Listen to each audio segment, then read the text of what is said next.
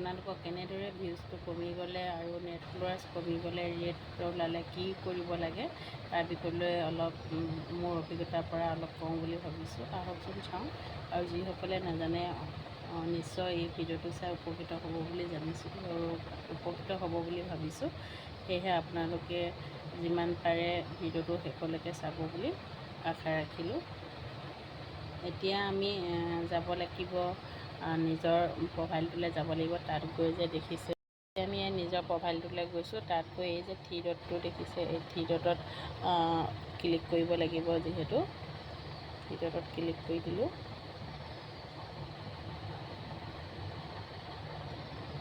Click কৰাৰ লগে লগে ইয়াত দেখিছেনে এইটো প্ৰফেশ্যনেল ডাছবৰ্ড বুলি আহিছে। তাত প্ৰফেশ্যনেল ডাছবৰ্ডত আমি ক্লিক কৰিব লাগিব। কৰাৰ লগে লগে এয়া আমাৰ ভিউজটো, মোৰ ভাগৰ ভিউজটো একেবাৰে কমি গৈছে। যিহেতু -14% ওলাই আছে। এই 28 দিনৰ ভিতৰত যিহেতু মোৰ একেবাৰে কাম কৰা হোৱা নাই, ভালধৰণে মই বস্তুবোৰ আপলোড কৰিব পৰা নাই, সেয়েহে মোৰ ভিউজটো একেবাৰে কমি গৈছে। এতিয়া আমি তললৈ যাম। তললৈ গৈ এইফালে মোৰ নেট ফলোৱাৰ্ছটো বহুত কমি গৈছে। দেখিছেনে? নেট ফলোৱাৰ্ছ 43% হৈছে, ডাউন হৈ গৈছে। এইটো ৰেড কালাৰ ওলাই গৈছে। এইটো 28 দিনত দেখুৱাইছে। যিহেতু যোৱা 28 দিনত মই যিমানখিনি কৰিছিলোঁ তাৰ বিনিময়ত এই 28 দিনত মই কৰিব পৰা নাই। আৰু এই নেট ফলোৱাৰ্ছটো এইটো কাৰণেই দেখুৱাই, যোৱা 28 দিনত মই যিমানবোৰ ভিডিঅ' আপলোড কৰিছিলোঁ, ৰিলছ আপলোড কৰিছিলোঁ, এতিয়া এইটো 28 দিনত মই একেবাৰে দিব পৰা নাই। যিহেতু মই দীঘল ভিডিঅ' দিব পৰা নাই, সেয়েহে মোৰ এনেদৰে দেখুৱাই আছে। আপোনালোকে ইয়াত টাচ কৰি চাব। ইয়াত টাচ কৰি এয়া দেখিছেনে মোৰ একেবাৰে কেনেদৰে তলৰ পৰা ওপৰলৈ গৈছে। দেখিছেনে? এইটো 2504 দেখুৱাইছে জুলাই 16লৈকে। আজিলৈকে 2530 দেখুৱাই আছে। এয়া আপোনালোকে এনেদৰে চাব পাৰিব। এতিয়া আপোনালোকে বেক কৰি দিয়ক। কৰাৰ পিছত এই যে দেখুৱাইছে ৰেটটো, এইটো কাৰণে আহে। আপোনালোকে 28 দিনত যিমানটো কৰিছে, এয়া মোৰ দেখিছেনে কিমান ডাউন হৈ গৈছে। মই মাজতে যিহেতু মই দীঘল ভিডিঅ' দিছিলোঁ, আপলোড কৰিছিলোঁ, সেয়েহে মই ওপৰলৈ উঠি গৈছিলে। লাষ্টত মই একেবাৰে দিব পৰা নাই ভিডিঅ'সমূহ। ৰিলছে দিয়া হৈছে, কিন্তু মই ভিডিঅ' দিব পৰা নাই, লং ভিডিঅ'। গতিকেলৈ মোৰ একেবাৰে ডাউন হৈ গৈছে। এয়া দেখিছেনে? জুলাই 18লৈকে মোৰ।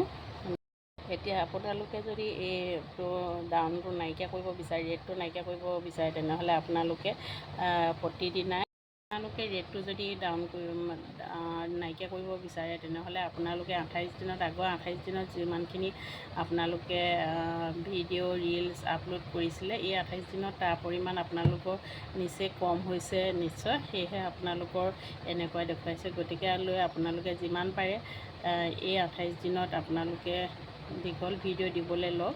সপ্তাহটোত এটা হওক দুটা হওক ভিডিঅ' আপলোড কৰিবলৈ লওক, আৰু ৰিলছ বনাবলৈ লওক, আৰু যিমান পাৰে ফটো পোষ্ট কৰিবলৈ ধৰক।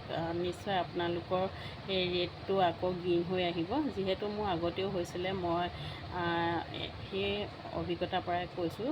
মোৰ তেতিয়া একেবাৰে ৰেট হৈ গৈছিলে। কিন্তু মই যেতিয়া প্ৰতিদিনে এটা এটা দীঘল লং ভিডিঅ' দিবলৈ ল'লোঁ, আৰু যিমান পাৰোঁ ৰিলছ 2-3টা দিবলৈ ধৰিলোঁ।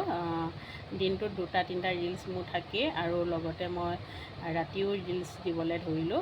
আৰু লগে লগে মোৰ সকলোবিলাক ৰেটৰ পৰা আহি গেইন হৈ পৰিল। আপোনালোকেও যদি এনেদৰে কৰি চাব বিচাৰে, কৰি চাবচোন। নিশ্চয় আপোনালোকৰ গেইন হৈ আহিব। মোৰ নিজৰ অভিজ্ঞতাৰ পৰা কৈছোঁ। গতিকেলৈ মই ভাবিছোঁ এই ভিডিঅ'টো চাই নিশ্চয় আপোনালোক উপকৃত হ'ব। আপোনালোকে এনেধৰণে মই কৰা ধৰণে আপোনালোকে কৰি চাব।